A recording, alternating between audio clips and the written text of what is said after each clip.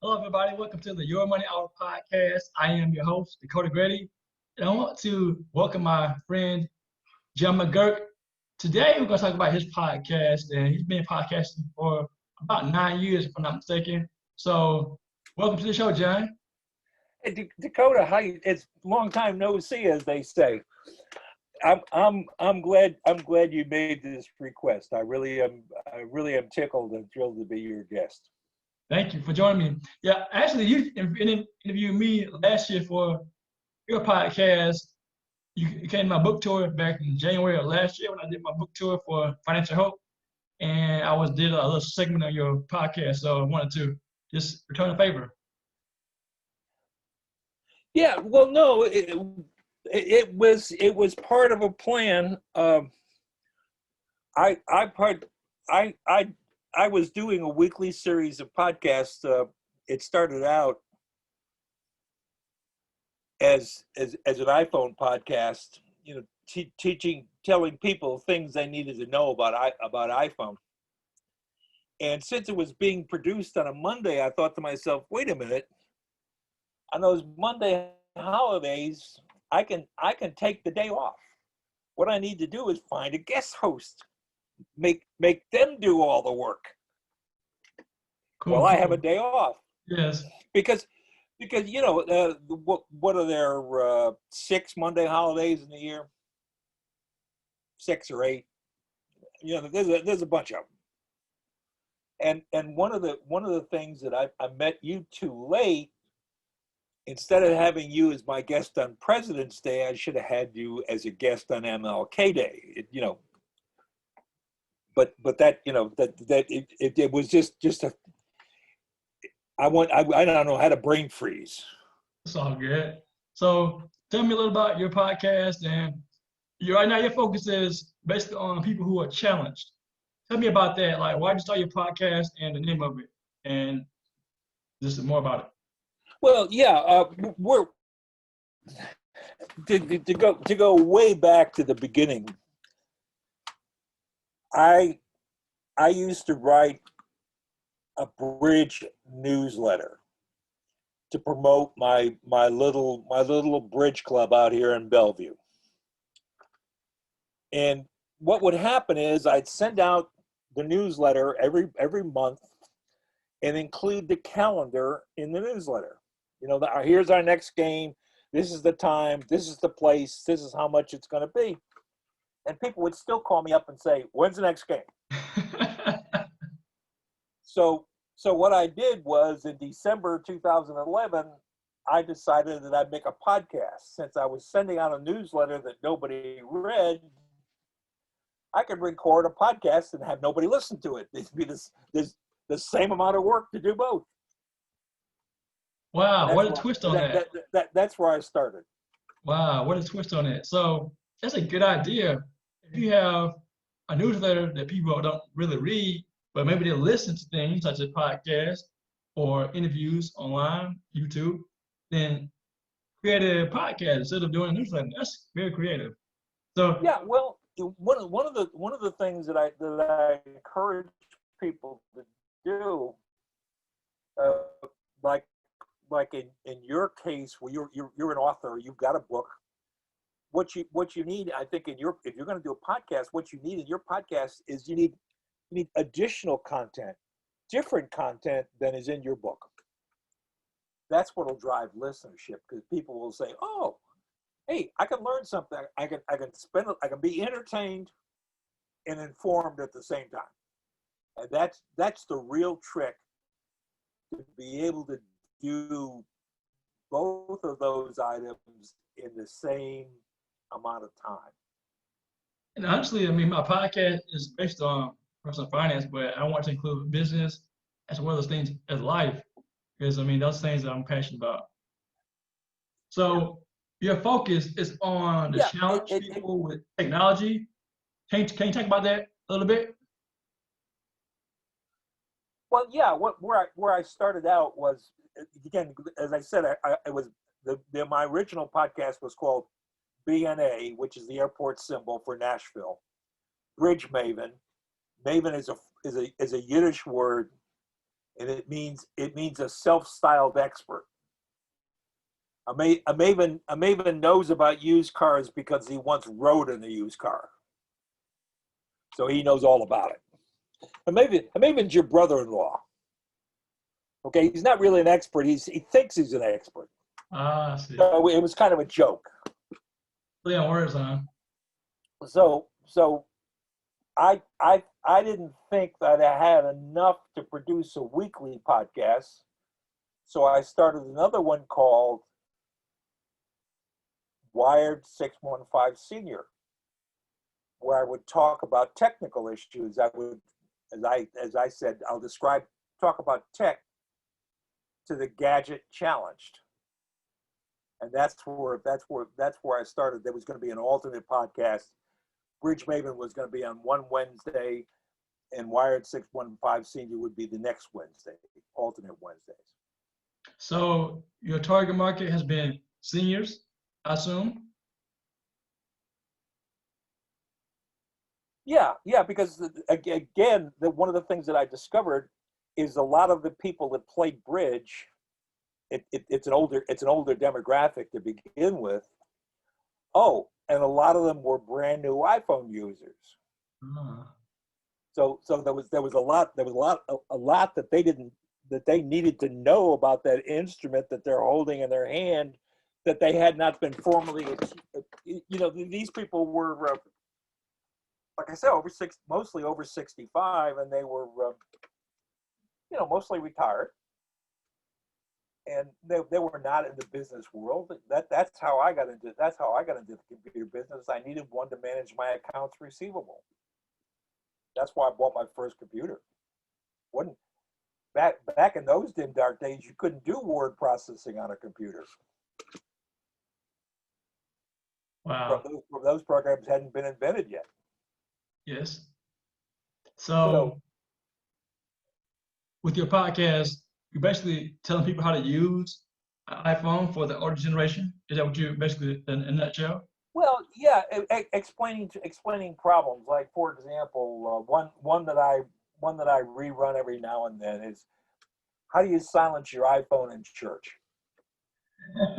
Well, I mean, that's a podcast that I can repeat every year. Yes, very true, very true. Because hey, there are a lot of iPhones in America that go to church twice a year, Christmas and Easter. Yes. Okay, well, there are several ways to silence your iPhone when you go into church. Way number one is to turn it off, but none of us are going to do that. Okay, the way that I like is you put it in airplane mode, and nobody's going to call you. One thing that happened to me one day was I was sitting at the bridge table and I had my telephone in my pocket and it started playing music spontaneously. I didn't do anything. It just started playing. I was so flustered I didn't know what to do. Yes. Now, I met you at the Nashville Community Education in Nashville, correct? NCE? Well, we met before that because I went to your book signing. All right. When your first book came out. All right. So, did you teach a class though? Maybe we met at NCE though. Maybe we met at NCE. Yeah, no, but I'm not sure exactly how we connected up, but I remember I got an invite to your book. Your field in, is that right?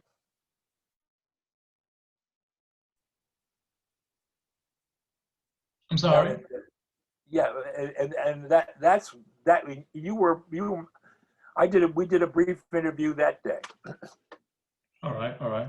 So, were you teaching this your podcast as a class too through the Nashville Community Education at one point? Yeah, I did teach podcasting. I did it. I actually offered the class several times, but only one time did I have a 4 people sign up to do it. It was really a lot of fun. I really enjoyed it, and I got a podcast client out of that who hired me to teach his staff how to write podcasts. Oh, wow. Awesome. So tell So me, in terms of starting up your podcast, what equipment did you use? And then are you still using it now? Did you migrate to different equipment or what's your process? well, it's interesting. It's interesting you asked me that. I have I've always been an Apple user, and the discovery that I made when I started podcasting was GarageBand is the greatest program in the world. It was a little different than it is now today, but the hidden secret of the original GarageBand was it had jingles, royalty-free music, and stingers. Now the stinger, you may not know what a stinger is, but they're those little broadcast squiggles that you hear on the radio. That's a stinger. All right. So, Let, let, me, let me see if I can get one to play for you. all right.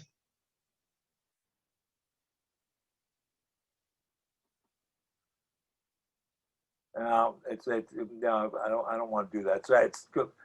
So I thought I could get it to play for you, but All right. I can't do So, it. in terms of like the equipment, do you use like a third party to do your podcast? How do you get yours like out to distribute and everything?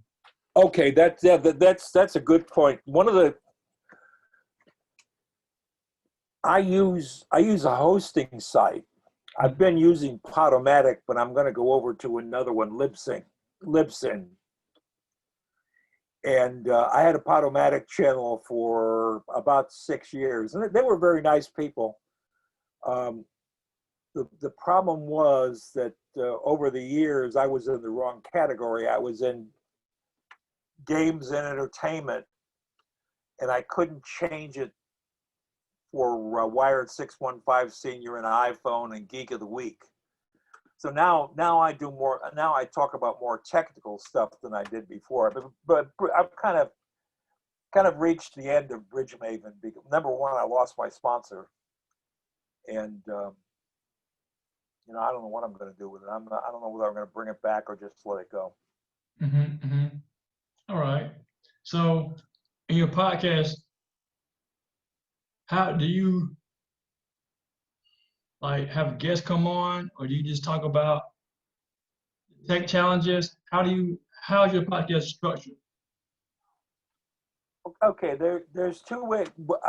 I recognize again that this is just me. Okay, I recognize two kinds of podcasts: what I call short form and long form. And interviews are long form. And it's my opinion that an interview podcast should be about 45 minutes when it's all said and done. I went down to Sarasota to the Ringling Museum in Sarasota, and I talked to the a gal down there who rode the circus train. And the podcast was Chasing Trains. And we talked about her experience in riding the circus train. Turns out she was the first female graduate of Ringling's clown school. Hmm. So she was the first female clown, essentially, in America. And that podcast, that interview lasted about an hour and 15 minutes. So when I got back to Nashville, I took the raw data and I went through it and edited it and made 3 podcasts out of it. Yes. So yes, there was some overlap. Some of my listeners might have heard the same content twice during the 3 podcasts that I got out of it. But that's what I tried to do in order to keep it down. I made it a podcast series. Correct. So Yes. so iPhone and Me, which I was producing at the time, became part 1, and then Geek of the Week was part 2, and then Wired Senior was part 3. All right. And I've done this before, like, for example, during the week before Thanksgiving, not Thanksgiving week, but the week before, Mm-hmm. I have a 3-part series that I call America's Favorite Beverage, where I Mm-hmm. talk about how to buy a bottle of champagne and what to do with it for Thanksgiving dinner. And that's something that I've recorded once, and I go back and find it and just put some new stuff around it and rebroadcast it. I'll do that again in November. All right. All right. So you've been podcasting for a while. What is one of the most challenging things about podcasting for you? Being able to write something new that what being able to find out, being able to tell my readers, tell my listeners something they need to know. Mm. That's the biggest. And yeah, I do interview podcasts. Mostly the ones that I like to do best. I'm always looking for a writer, especially a local Nashville writer, Mm-hmm. who'll talk to me about their book. And more importantly, I'm interested in talking to them because I have other writers listening to my podcast. I want to tell other writers, here's the way this guy did it. Yes. Because what I think all writers want to know is they want to know how to sell more books. Yes. And It's true. I produced a series for Carnegie Writers on the press. An author's hardest work starts when the press is stopped, Mm. because you know yourself, once you've written the book, promoting that book is all on Dakota Grady. That's very true. You don't have any help at all. Exactly. It's all the writer, the author, because it's self-published. Yeah, right. You're the one that's got to generate sales for that book. The Correct. publisher's not going to do it. Correct. Correct. So, in terms of the tech field for seniors, has it been embraced, your podcast, in terms of teaching them how to do iPhones or use iPhones effectively? Well, I don't do that so much anymore. For example, let's see, what did I talk about Monday? I'm having drawn a blank.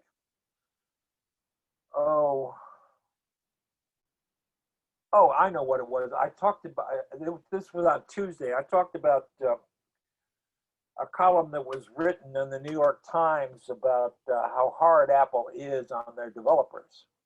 Mm. And what I did was I reminded people that when the iPhone first started, Apple didn't have any developers.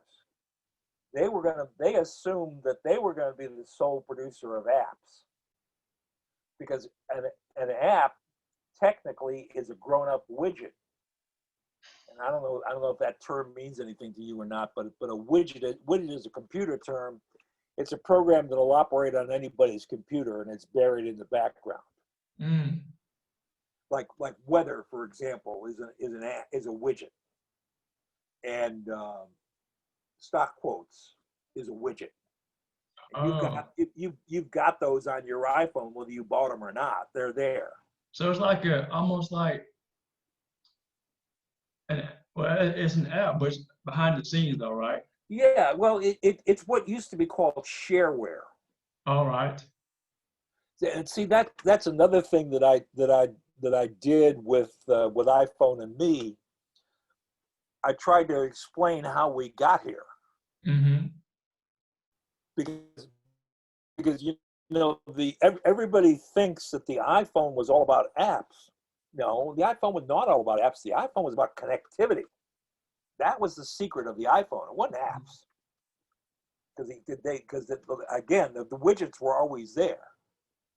It just when you became an iPhone, that's when they needed to be converted to apps to work on that system, because that system is different from the Mac. Mm. All right. All right. So, in terms of technology for the seniors. Because I'm gonna say on that, now that we're in a pandemic and people are meeting virtually, in your circle of people who play bridge, has that been embraced or have people been afraid of this? Because I talked to a lady recently and we did a Zoom call and she said her son didn't believe that she was doing a Zoom call because I guess she doesn't use Zoom often. Talk about that for a minute. As a senior yourself, how have you embraced that and have others in your circle embraced this virtual lifestyle? Well, I like Zoom. As a matter of fact, that was one of the very first things I did. When Zoom first came out, I went to a paid account because I really like it. What I like about it is the sound quality is so much better than Skype. Mm. It's terrific. It's wonderful. But see, there again, that's one of those kind of things that it's been happening in the background. It's because now what we're doing is we're turning this conversation that we're having is now being turned into a digital format. Mm-hmm. And what that does is it not only increases the quality, but makes the file size smaller. Mm-hmm. Mm-hmm. Because that was one of the first battles I used to have when I made an interview on my iPhone down at the Bridge Club. Well, I had a little feature that I called Know Your Member, where I talked about what people did away from the Bridge Club. See, my podcast wasn't designed to teach people. My podcast was designed to draw people in so they could learn about, hey, these are the kind of people you're going to meet at the Vanderbilt Bridge Club. They're more than bridge players. Mm. This one guy was telling me that before he came to the Bridge Club, he'd gone to jail. Now, hey, why was he in jail? Well, he was doing a mission for his church. He was visiting a guy on death row. Wow. Okay, he wasn't really in jail, but the way he said it intrigued me to want to ask a question. Yes. And it made a great podcast because everybody wanted to know why was he in jail? Everybody knew this guy. Why was he in jail? Yes. Wow. So it's a lot of fun, and I try to approach it from the standpoint of doing this technically is not so much about the equipment as about making sure that you're delivering something that your listeners want to know. And if you're communicating, if you're telling them something they need to know, if you're showing them a new way to do something, one of the things that I really like about I do book reviews of books that I've read, and I get a double bump out of them because I sometimes send them to the Tennessean. Sometimes they publish them, sometimes they don't, but I don't care. I had to write the review anyway, and I've already used the podcast, so I don't care if they print it or not. Yes. All right. So before we wrap up here, any last words about podcasting or any nuggets that you want to give before we close? Yeah, I would just encourage you to figure out what your editorial schedule is. How often do your listeners want to hear from you? If you're going to do a podcast, try to keep it short. I typically a non-interview podcast will be 18 minutes max, and that includes a commercial. And I would encourage you to go try to find a local sponsor to sponsor your podcast. You might as well get paid to do it. You're going to do it anyway. It's true. You might as well get paid. And I don't know what kind of equipment you have. If you've got an Apple, what I would do is record it and then paste it into GarageBand and edit it there. there's a free program called Audacity that'll work on a PC. It's pretty good. I've tried it. I don't like it as well as GarageBand, but then I know GarageBand much better. So, but that's what I would do. And once you've edited it, then what I do before I post it is I park it in Dropbox. And the reason I do that is by putting it up in Dropbox, I compress the file, and that's important in the loading process to my hosting site. So get a schedule of when you want to do your podcast. And if you do a one-on-one, or basically one for yourself, 18 minutes max, and then edit your podcast in a software so you can be able to upload quality content. Basically. Yeah, get out, take out. I when I first started, I used to leave in the little stumbles and glitches and things like that. But as I've gotten more experience, it's easier to take them out now than it is to leave them in. Before you called, I was working on one. I did an interview with my new pastor last week, and the interview was an hour and 26 minutes. Well, I'm not going to use all of that. And and something else I have to do. Her voice didn't come through as well, but that's something I can address. I can do what's called a mix, where I can bring her up, bring me down, and bring her up, so people can hear her better. I'm not worried about me. I'm worried about people hearing her. Yes. Because again, she's a. No, go ahead. You have to be if you have. Well, what I was gonna say is if you have a female guest, you need to be aware that their voice frequency is on a different level, and you need to make sure that they can hear them. Doesn't matter whether they hear you or not, but they darn sure want to hear your guest. Suggest to you is this: I would find a way to create what I call departments or chapters. Lily, she was a brain change expert. And what I had her do for me is I had her produce 20 tips to change your eating habits. Guess what my listeners hear each week? They hear one tip. Wow. And it's about 60 seconds. Wow, that's awesome.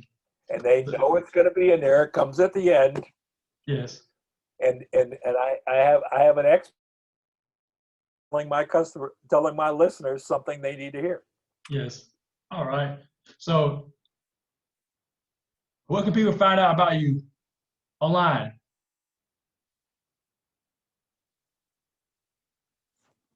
I'm sorry. What can people find out about you online? Dakota. Oh, well, I get most of my listens through LinkedIn. All right. So find you online on LinkedIn? What I normally do is once I put the podcast up on the hosting site, I have it linked to LinkedIn so that it posts from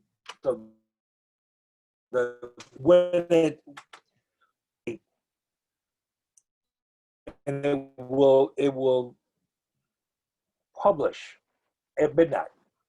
So that it's in the inbox of my listeners when they get up and go to work. All right.